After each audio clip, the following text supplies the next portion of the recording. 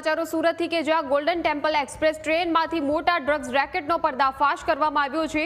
RPF અને group RPF બોરીવલીની ટીમે ટ્રેનની અંદર ડ્રગ્સની હેરાફેરી કરતા મિઝોરમના 32 વર્ષીય લાલફ કબાવિયા નામના યુવકને ઝડપી પાડ્યો।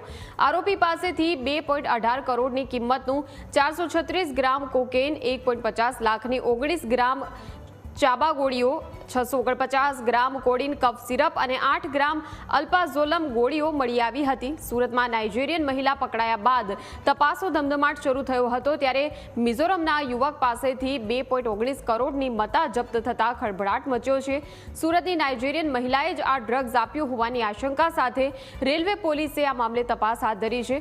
આરોપીના બેકપેક અને ટ્રોલી બેગમાંથી ડ્રગ્સનો આ જથ્થો પકડી પાડીને નશાના કાળા કારોબારનો પર્દાફાશ કરવામાં આવ્યો છે।